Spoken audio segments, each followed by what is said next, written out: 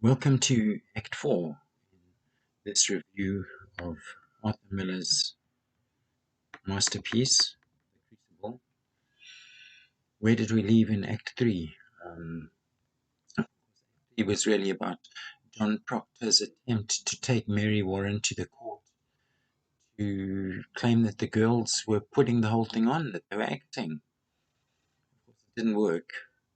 Eventually, John Proctor put his whole life on the line and admitted he'd had the affair with Abigail, that he was a lecher.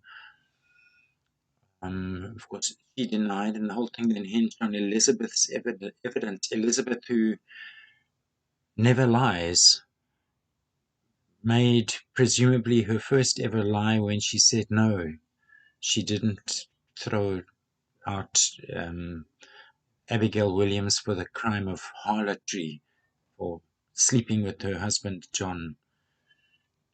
Of course, as soon as she made that lie and she walked out, John shouted out, "I've confessed it," but it was too late. Danforth wouldn't accept it. Proctor very upset that it all didn't work. And I think it's round about there that he had said, "God is dead." Hale, at the end of that act, denouncing the court and walking out. So we're going into the final act. Hope you enjoyed the interval. Hope you had some refreshments. And please imagine once again, for the last time, we're coming into the theatre. The house lights are dimming, and this time when the curtain goes up, we find ourselves in the jail. And of course, in watching the production, unless you read the program notes, you wouldn't know how much later in time it is. In fact, I see here it doesn't say so either. It just says that fall. It's some a little time later, and what you'll see in this act is some of the things that have gone bad in Salem life. The cows have not been milked because their owners are in jail. No one knows when Abigail's mentioning their name in court will lead to their death. So, as you can see, the act starts in the jail that fall, that autumn. And there's a window and benches and darkness. And it's empty. Once again, the curtain goes up on an empty stage. Footsteps are heard. Marshal Herrick enters. And somehow that actor has to already convince us that he is nearly drunk and heavy-footed. And so perhaps there's corruption. You'll see what the conditions in the jail. He goes to a bench and nudges a bundle of rags lying on it, and the bundle of rags turns out to be a person. Sarah Good, one of the first people to be mentioned by Tituba. And calls Herrick, who you may remember is the one who came and took people to the jail. She calls him "Oh Majesty," meaning she's thinking he's the devil. So she's calling to Tituba that the devil's here. He just wants them to move. Tituba sits up and says, "No, that doesn't look like the devil. It just looks like Marshal Herrick." Tries to get them to move along. And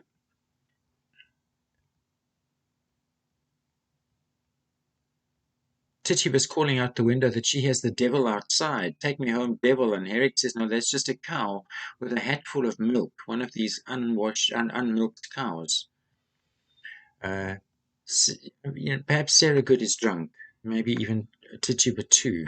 Tell him I'm going, Tituba. Tell him Sarah Good is going too. There's Tituba calling on, "Take me home, devil, take me home." Hopkins is a voice ordering her to move on. Herrick comes in, pushing rags and straws into a corner. In come Danforth and Hathorne, coming into the jail. They're in great coats and wear hats against the bitter cold. Cheever, who is the clerk in the court, with a flat wooden box containing his writing materials. This is what he writes his confessions with. Herrick greets them. They ask for Paris. They have some indication that Hale has arrived. Herrick tells them there is about midnight. Danforth suspiciously, what is he about here? Because, I mean, he saw Hale quitting the court and denouncing the court, so he's wondering what is Hale doing here in the jail, and perhaps is surprised to hear from Herrick that he's praying with those people that were going to hang. He's sitting with Rebecca Nurse, and Mr. Paris is with him. He says, well, why did you let him in? He's got no authority to be in here. Well, Mr. Paris commanded me. Are you drunk, Marshal? No, sir, it's a bitter night. I just had something to keep warm. This is Danforth. Should be on a new line. Danforth containing his anger. Mr. Paris, he's not pleased that Hale is in the prison and looks like people are drinking. Right, so there's a stench in this place, a stink.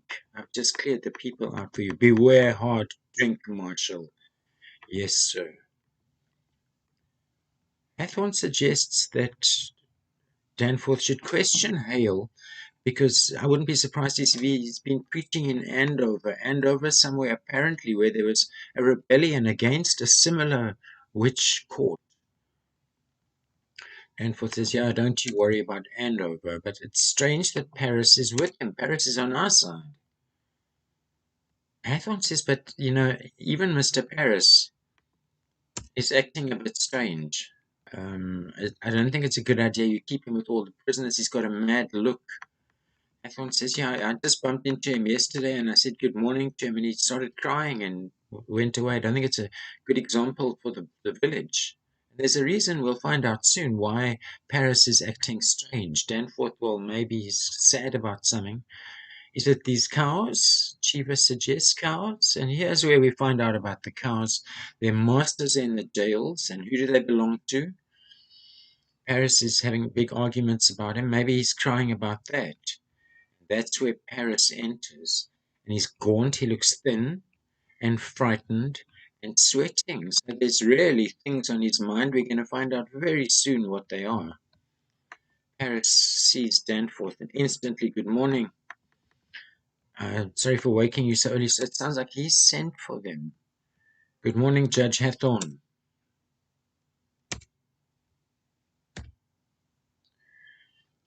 Danforth says, why is Hale here? Excellency. Are you leaving him alone with the prisoners, Danforth? What's his business here? Why is Hale in the place? Paris says, well, this is something from God. Hale has come to persuade Rebecca Nurse to come to God. How will she do that? By confessing that she's a witch. Now that she's been refusing, but Hale is trying to get her to do it, and there's Danforth surprised.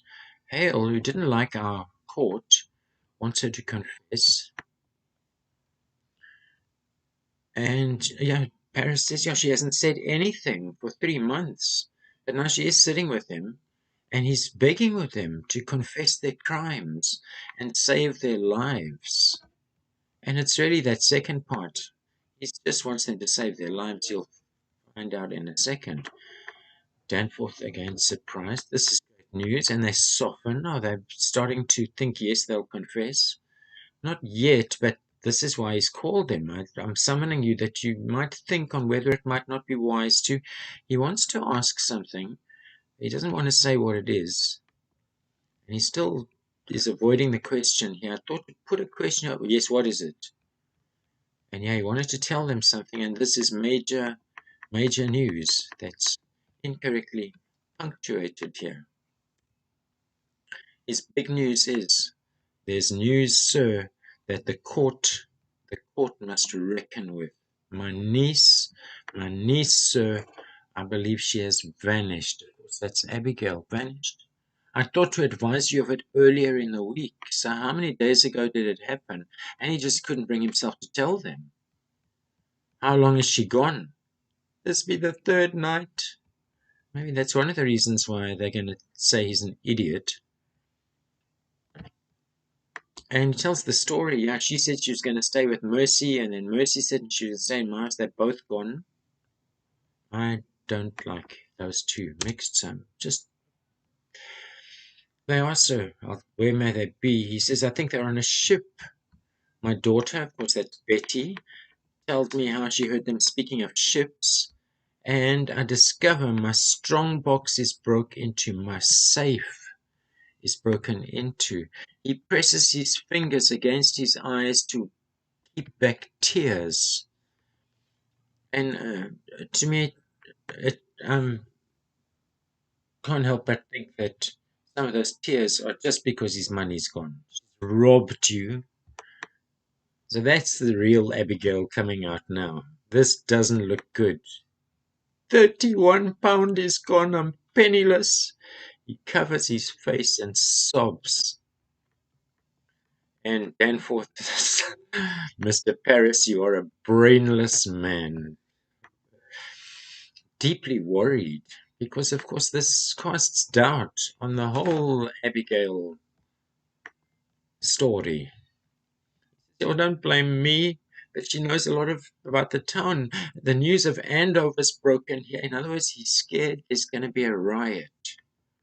And for this, Andover is remedied. The court returns there on Friday. Yeah, but the rumor here speaks rebellion, and there's no rebellion. I tell you, sir, in Andover they threw out the court, and there's people here who's feeding on that news. Hathorn says, yeah, but don't worry. Here, I've seen everyone at the executions is very happy. Paris says, hey, Hathorn, it were another sort that hanged till now. Rebecca Nurse is no Bridget that lived 3 years with Bishop before she married him. She's not like that. She's a better class of person. Back then it was a big scandal if someone lived 3 years with someone before they married him. And that's the kind of person who's confessed. But Rebecca Nurse is not like that. John Proctor is not Isaac Ward that drank his family to ruin. John Proctor has a better reputation than that. So people are watching what he's doing. And Paris says to Danforth, I would to God it were not so, but these people have great weight yet in the town. These people still have influence in the town. Let Rebecca stand upon the gibbet when she's about to be hanged and send up some righteous prayer, and I fear she'll wake a vengeance on you. I'm scared if you try to hang Rebecca Nurse and John Proctor, there'll be a riot. Hathorn says, yeah, but the court's decided she's a witch. Hath pray you, says to Paris. Well, what do you suggest? Paris suggests postponing these hangings for a while. No, we're not going to postpone. But now Mr. Hale's here. There's hope that each of these, I guess especially Rebecca and John and also Martha Corey, might still confess. And then we'll look better. And if they confess, then anyone who's still holding on looks doubtful. But if all three of them still hold on and refuse to confess, it gives them more weight. None may doubt more that they're all linked to hell. This way, unconfessed and claiming innocence, doubts are multiplied. Some people don't believe it. Many honest people will weep for them, and our good purpose is lost in their tears. Give me the list of those who are about to be hanged. And Paris reminds them that when John Proctor was excommunicated or thrown out of the church, because he's now convicted, his excommunication, only 30 people odd. I'm just wondering why this is still underlined. Excommunication. Looks right to me. At his or being thrown out of the church. We don't need that in. There was only about 30 people came to hear it. So that shows some people are not happy. That we're not going to postpone. Danforth says, you tell me who on this list we might still convince to confess, and I will myself strive with him till dawn. I'll sit with him myself, gives him the list, says there's not enough time till dawn. Who do you have hope for? And I tells other news. When he was coming out of his house, he found a dagger on his door.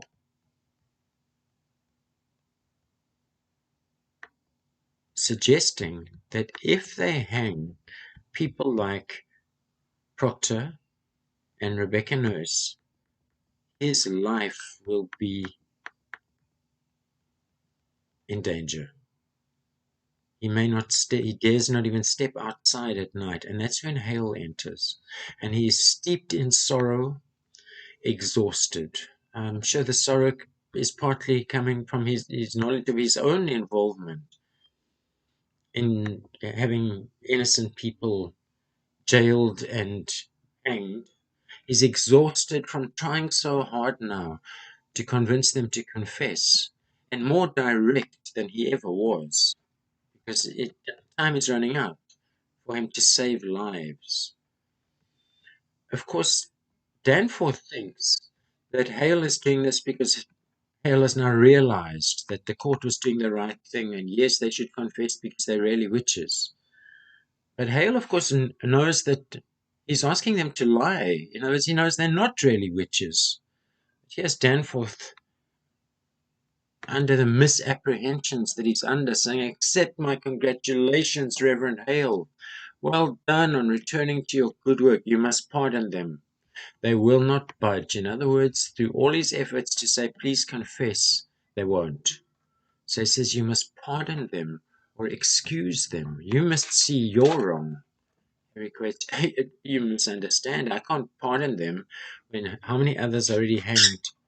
Paris had hoped that Rebecca would confess, but she hasn't. Hale says he needs more time. Danforth says, "Sorry, there's going to be no pardoning, no postponement. If they won't confess, they will hang. 12 are already hanged. The village already knows the names of the 7 who are expected to hang this morning. If we postpone, it looks like I'm hesitating, and it looks like I've got doubts. So then it looks like I've got doubts even about the people who have already been hanged. So I can't now whimper. I must speak firmly. And I wouldn't be scared to hang 10,000 if I needed to. So help me. Have you spoken with all of them, Mr. Hale?" Everyone but Proctor is in the dungeon. "What's Proctor doing?" Herrick says, "He's sitting like some great bird. You'd not know he lived, except he'll take food from time to time. He's so quiet. I guess he's just thinking of how bad it all went." Danforth says, "How's his wife's pregnancy?" Herrick says, "It's coming on."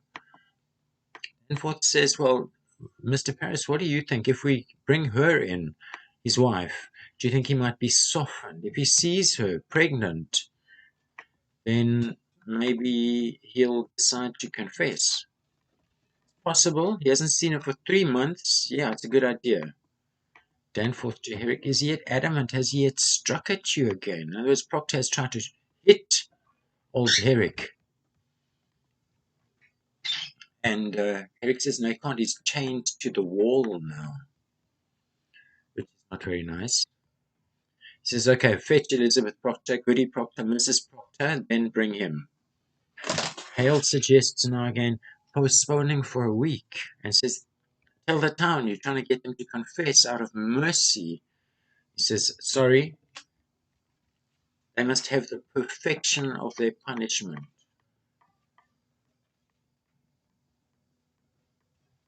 Rebellion, they're speaking about. Hale speaks here about the conditions in the town. Orphans, because their parents have been hanged. The cattle don't have owners and it can't be milked.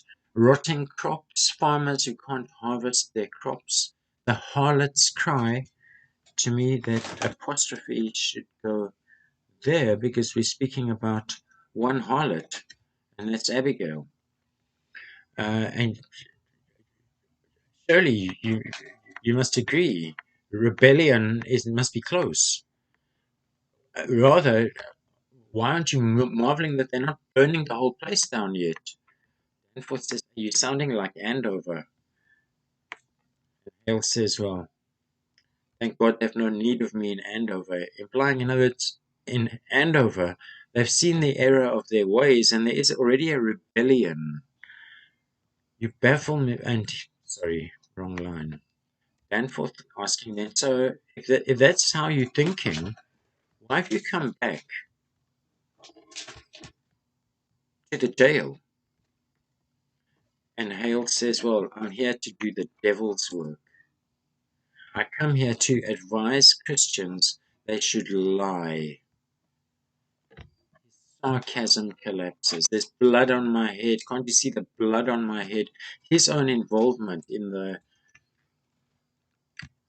people who've already been incriminated. Hush, footsteps. And here comes Elizabeth. Her wrists are linked by a heavy chain. Her clothes are dirty. Her face is pale and gaunt thin. Goody Proctor, I hope you're hearty, I hope you're healthy. As a warning reminder, you can't do anything to me yet because I'm still pregnant. She says, I'm yet 6 months before my time.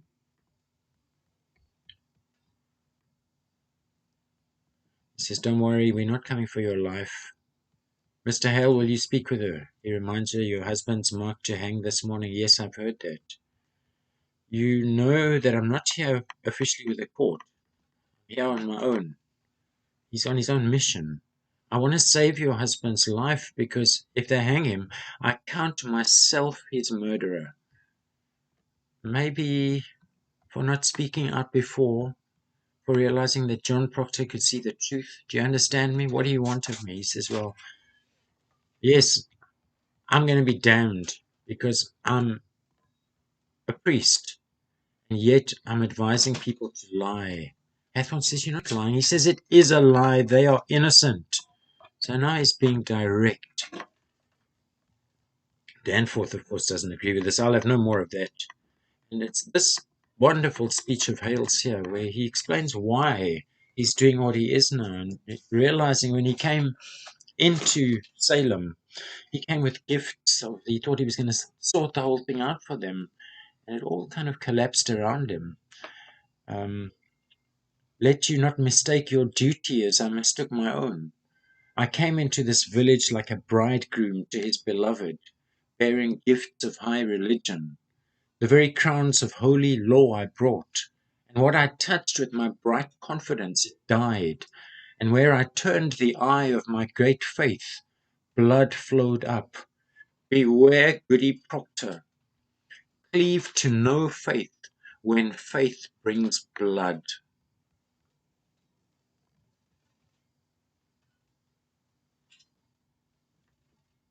It is mistaken law that leads you to sacrifice. And these words are worth memorizing if you're writing on this play academically. He sums up his reason for asking them to lie. Life, woman. Life is God's most precious gift. No principle, however glorious, may justify the taking of it. I beg you, woman, prevail upon your husband to confess. Let him give his lie. Quail not before God's judgment in this, for it may well be that God damns a liar less than he that throws his life away for pride. Will you plead with him? I cannot think he will listen to another. And she is such a truthful woman. She says, I think that be the devil's argument. She doesn't agree that this is something worth lying about. He says, woman, before the laws of God, we are as swine. We cannot read his will. I can't argue with you. Danforth says, well, aren't you a good wife? Can't you do something to save your husband? You know, if I didn't have other proof that you are supernatural, the fact that you're not crying now would show me proof that, yes, you are in league with the devil. Even a monkey would be crying right now, he says. Has the devil dried up any pity in you? Sorry, that's the bird. Has the devil dried up any pity in you? Orders them to take her out. It profit nothing she should speak with him. She's not going to help. And that's when she says, let me speak with him, Excellency. You'll strive with him with hope that there won't be a hanging and his life won't be in danger. Will you plead for his confession or not? I promise nothing. Let me speak with him. And that's when John Proctor is brought in. His wrists are chained. He's another man, bearded, filthy, his eyes misty, as though webs had overgrown them. He's looking bad. But he sees his wife. There's this emotion flowing through them. How do you show that if you're directing the production? Hale, visibly affected, goes to Danforth, speaks quietly. Hale says, leave them. Danforth reminds him, there's light in the sky. Speak to your wife that you can turn your back on hell and confess. Hale, and Danforth brushes out. Paris offers Potter cider. Potter just gives him a silent look, and Paris goes. Potter walks to her. It was a silent but momentous moment. How do you show this if you're a director? It is as though they stood, as though they stand, in a spinning world. It is beyond emotion, beyond sorrow, above it. He reaches out his hand as though towards an embodiment not quite real, and as he touches her, a strange sound, half laughter, half amazement, comes from his throat. He pats her hand. She covers his hand with hers, and then weak he sits. Then she sits facing him. The child shows. Word of the boys, they're well. Rebecca Samuel keeps them, one of Rebecca's children. You've not seen them, I have not. Catches a weakening in herself and down that she almost wants to cry. You're a marvel, Elizabeth. You've been tortured? Yes. They come for my life now. Yes, I know. No one has yet confessed, as many have confessed. Who are they? She says 100 or more. Goody Ballard, Isaiah Goodkin, many. Rebecca? Not Rebecca. She's 1 foot in heaven now. Naught may hurt her more. I guess she's almost dead. Poor old lady's also been in jail and maybe even tortured. Not much more is going to hurt her. And Giles, and here's what happened to poor Giles Corey. But it's an heroic story. She says, you haven't heard? She says, no, where I am, I haven't heard anything. She says, Giles is dead. When was he hanged? She says, he wasn't hanged. He wouldn't, when they charged him, he wouldn't say yes or no, aye or nay. Because if he said no, they would hang him and auction out his property. Of course, if he said yes, I guess he couldn't have the property either. So he stand mute. He didn't say a word and died Christian under the law. They couldn't convict him of being in league with the devil. And so his sons will have his farm. Mr. Putnam, Mr. Land Grabbing Putnam, is not going to get the farm. And she says it's the law, for he could not be condemned a wizard without he answered the indictment aye or nay. He didn't say yes or no, so they couldn't charge him. So Proctor says, well, how did he die? They press him, and she explains that. Great stones, they are on his chest until he's either going to say yes or no. And he only gave them 2 words, not yes and not no. He told them, more weight.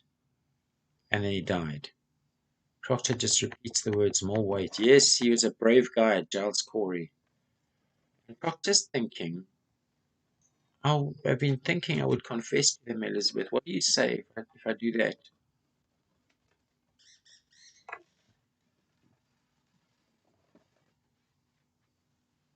The bird is trying to do sound effects, but they're at the wrong place. He did have a rehearsal. What say you if I give them that? And she says, I cannot judge you. She was so guilty of judging him when he had the affair, but she's realized now she can't judge him. And he says, oh, what do you want me to do?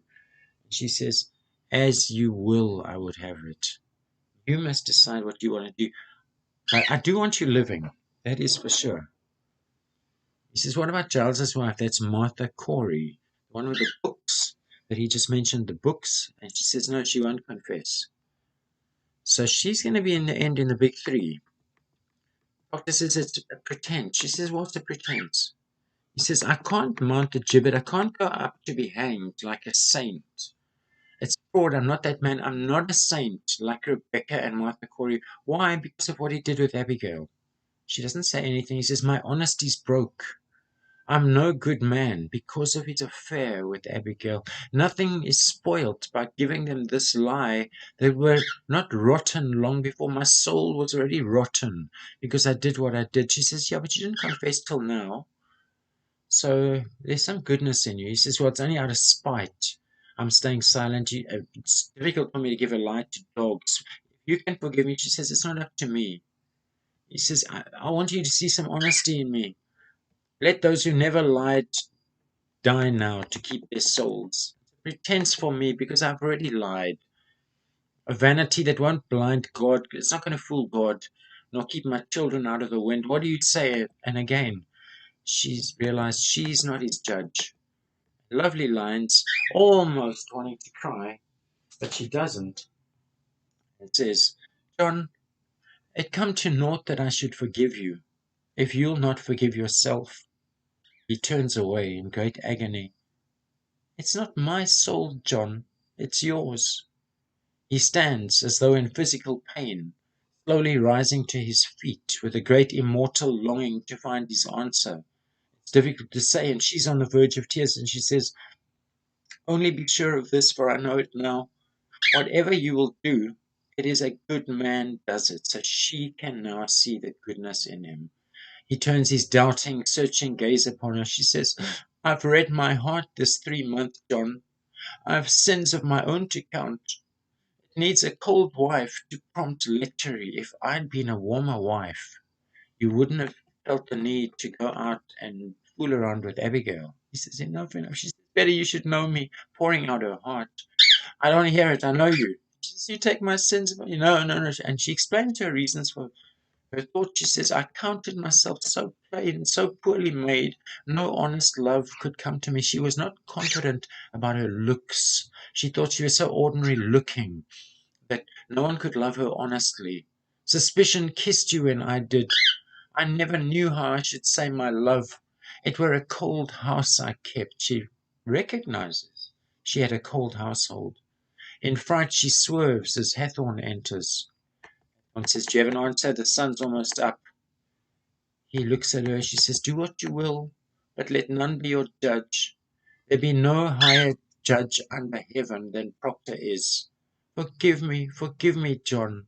I never knew such goodness in the world. She covers her face weeping. And he decides that, yes, he's going to confess. He says, I want my life. Hathorn electrified, surprised. You'll confess yourself? I will have my life. Hathorn excited. God be praised, it's a providence. Rushes out shouting. He'll confess. Proctor will confess. Why do you cry it out? It's evil, is it not? It's evil. I cannot judge you, John. I cannot. Then who will judge me? What is John Proctor? Let Rebecca go like a saint. For me, it's front. I'm not a judge. I cannot lie. And he says to her, would you give them such a lie? And she and we know that she wouldn't. And he says, would you ever give them this? She cannot answer. And he says, you would not. If tongues of fire were singeing you, you would not. It is evil. Good. Then it is evil, and I do it. And here in come the big boys, Danforth and company. Business-like rapid entrance, as though the ice had been broken. Danforth with relief and gratitude. Oh, praise God, well done. Get out your paper. And they do. Are you ready, Mr. Cheever? Proctor with a cold, cold horror at their efficiency. I love that double cold there. How efficiently they're getting out the document to write. Why must it be written? Why? To show the whole village, to put on the church door. Where's the marshal? Marshal, hurry. Speak slowly. And we're going to write this down. So speak clearly. And he doesn't, jaws are locking for a second. He says, come on, I want to give this news out. Did you see the devil? And he gives his lie. I did. Praise God. When he came to you, what did he want? Did you say, did he want you to do his work on the earth? Yes, he did. And you bound yourself to his service. And that's when Rebecca Nurse comes in.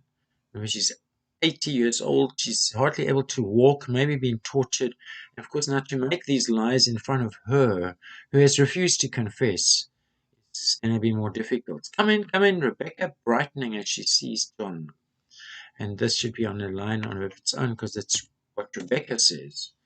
She sees him, and as old and tortured as she is, she sees him and she says, John, you're well then, eh? You're right. He turns his face to the wall because what's he going to say now? I'm going to give in, and you were still strong. He says, courage, Come on, be a good example that she can come to God. Listen, Rebecca Nurse. Come on, Mr. Proctor. Did you bind yourself to the devil's work? Rebecca, oh, John, I can't believe you're doing this. Through his teeth, he lies. Says, I did.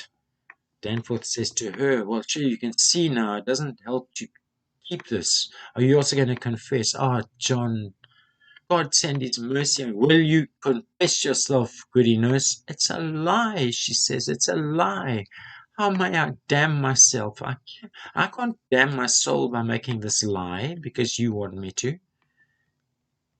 And Danforth asks, when the devil came to you, did you see Rebecca Nurse? Come on, man, did you see her with the devil?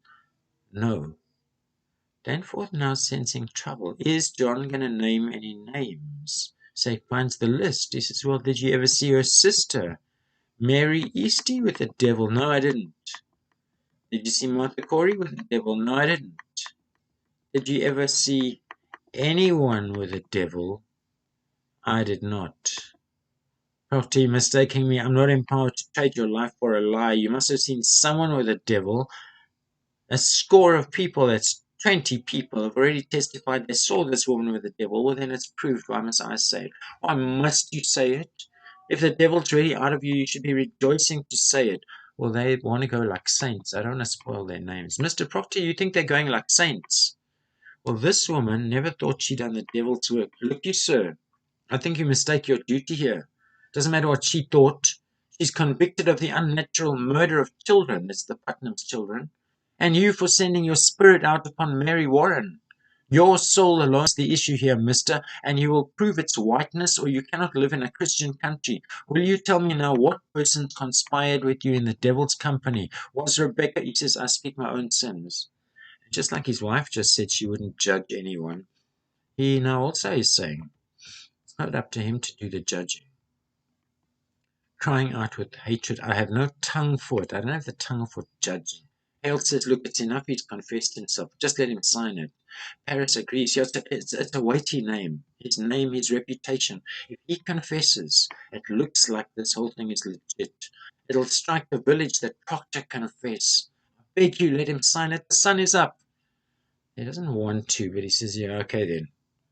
Sign your testimony. Give it to him. Come and sign it. And now Proctor, you heard me say it. Why do I have to sign it? You don't want to sign it? He says, you heard me. Grant Danforth says, you'll sign your name or it's not a confession. His breast heaving with agonized breathing. He really doesn't want to do this. Proctor now lays the paper down and signs his name. His name equates with his reputation. Paris, praise be the Lord. Finishes signing. Danforth reaches for the paper, but Proctor snatches it up. And now a wild terror is rising in him. In a boundless anger, Danforth holding his hand out for the paper. He doesn't want to give it. No. He says, I must have it. No, I've signed it. You've seen me. It's done. You don't need this.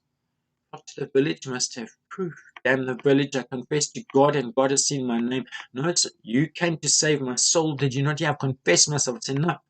I've confessed. Is there no penitence but it be public? God doesn't need my name nailed upon the church. God sees my name. God knows how black my sins are. It's enough.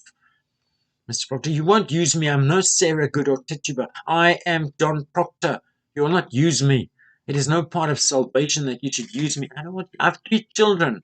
How may I teach them to walk like men in the world? And I sold my friends. Rebecca, Martha Corey, you've not sold your friends. Beguile me not. Don't trick me. I blacken all of them when this is nailed to the church. The very day they hang for silence. If I confess, I cast doubts on them. It looks like they're still just lying. Mr. Danforth says, I must have good and legal proof. You, the High Court, your word is high enough. Tell him I confess. Say Proctor broke his knee, wept like a woman. Say what you will, but my name cannot. Same, isn't it, if I report it or you sign it? No, it's not the same. He knows it's a stupid thought, but what others say and what I signed to is not the same. Oh, are you going to deny this? No, I'm going to deny nothing. Explain to me why you won't let a big speech from him coming now with a cry of his whole soul. Because it is my name. Because I cannot have another in my life. because I lie and sign myself to lies, because I'm not worth the dust on the feet of them that hang. How may I live without my name? I've given you my soul. Leave me my name. Or is that a lie? If it's a lie, I won't accept it. What say you? I won't deal in lies, mister. Give me your honest confession, or I can't keep you from the rope. Which way do you go? And Proctor tears the paper, crying in fury, crying in anger, but erect, standing up straight. Marshal, Paris, as though the tearing paper were his life, because now if Proctor's going to hang, his position doesn't look secure. Proctor, hail you, man, you will hang, you cannot. How did I not highlight this the first time around? I can. And there's your first marvel. And in other words, this is the first supernatural thing that's happened. Not that anyone here was a witch, but that I have enough goodness in myself, that I can see enough goodness in myself to do this. He says, you've made your magic now. For now, I do think I see some shred of goodness in John Proctor. Not enough to weave a banner or a flag with, but white enough to keep it from such dogs. Elizabeth, in a burst of terror, rushes to him and weeps against his hand. Give them no tear. Tears pleasure them. Show honor now. Show a stony heart, and sink them with it. He has lifted her and kisses her now with great passion. Wow. And Rebecca, let you fear nothing. Another judgment awaits us all. We're going to God's judgment, not this fake court. Danforth, hang them high over the town. Who weeps for these weeps for corruption. He sweeps out past them. Herrick starts to lead Rebecca, who almost collapses. But Proctor catches her, and she glances up at him apologetically. Sorry, I've had no breakfast. Come, man. Herrick escorts them out, Hathorn and Cheever behind them. Elizabeth stands staring at the empty doorway. Paris in deadly fear for himself. Go to him, goody Proctor, there's yet time. A drum roll outside. Paris is startled. Elizabeth jerks about toward the window. Paris, go to him, shouts out. Proctor, Proctor, a short burst of drums. Hail, for completely different reasons to I. Paris might be saying this. Woman, plead with him. Woman, it's pride, it's vanity. What profit him to bleed? Shall the dust praise him? Shall the worms declare his truth? Go to him. Take his shame away. As a last desperate way to save his life, but she, supporting herself against collapse, grips the bars of the window and with a cry says, He have his goodness now. God forbid I take it from him. He's found enough goodness in himself to go and be hanged. Who is she now to go and persuade him and take away that goodness again? The final drum roll crashes, then heightens violently. Hale weeps in frantic prayer, and the new sun is pouring in upon her face, and the drums rattle like bones in the morning air. The curtain falls, so the play closes with Elizabeth Proctor seeing the light of the new day. Yes, the new day, a new life without a husband. That's her tragedy, but of course she has been able to see the goodness in her husband. Of course, that drum roll tells us Proctor is being hanged. So a reminder to those who have watched the film, please remember the play does not end with any shots of anyone being hanged. It's just Elizabeth on stage, and it's only that final drum roll that tells us that Proctor is being hanged. I was going to say she's alone on stage, but okay, Hale, it's Elizabeth and Hale. Hale weeping in frantic prayer that he couldn't. And of course, Hale now is going to feel guilt for the rest of his life. He said, if Proctor's taken now, he'll take himself as Proctor's murderer. And I think Hale is my favorite character in this play. Is it? If you're aware of the distinction between flat and round characters, he's such a round character because he came in so confident in his uh, ghost busting abilities, and of course saw the truth of the whole thing, and will leave Salem a broken man in some ways, and a man will be ridden with guilt forever. So of course, the play wouldn't end quite there. We'd now have the curtain calls. Uh, we're starting with the minor girls, and then some of the more minor other characters. Um, Forgive me for going back and just reminding anyone who needs to be reminded, who was hanged at the end: Rebecca Nurse, John Proctor, and Martha Corey. So yeah, I mean, I suppose Giles and Hathorn would be some of the minor characters, Tituba, and then onto the major characters. Uh, in what order are they going to come in? Abigail, bowing, and if she gets some booze, it means she did a good job. Elizabeth, John, and deep apologies to anyone I may have left out, but I hope your applause in the theatre is loud and long. And hope you've enjoyed this play. And of course, that's as much as you find out from the play itself.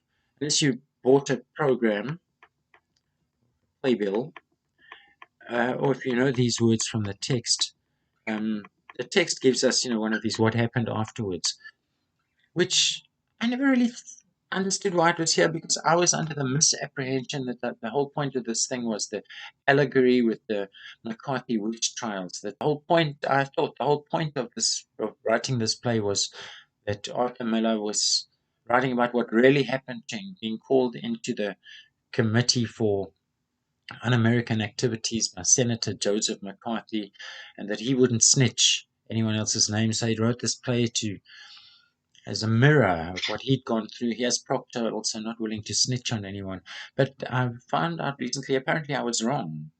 Apparently this is really about Salem witch hunt itself. And of course I knew that some of the names of the characters were taken from real names in the history books about the Salem witch trials. But I believe I believe Arthur Miller wanted to downplay this whole allegory with the McCarthy witch trials, and that he wrote it really about real characters.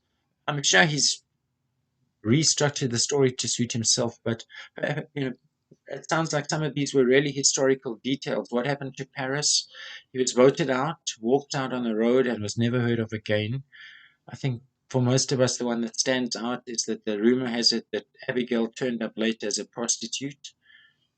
Of course, really what happened in American history, 20 years afterward, the government paid money to some of the families of those who were hanged. In other words, acknowledging this was wrong and innocent people died, paid money to the families. Sounds like there was some stories about that as well. Elizabeth Proctor remarried. The congregation took back the excommunications on orders of the government. The jury wrote a statement asking for forgiveness. And the last lines, I left out the bit about the farms. The last line that I highlighted is that the power of theocracy in Massachusetts was broken. The power of the church to govern Massachusetts was broken. This was the end of the church having such power. I do hope you've enjoyed going over the Crucible with me. It's been nice having your company too. And until the next time, I bid you a fond farewell. Ambani Gatle.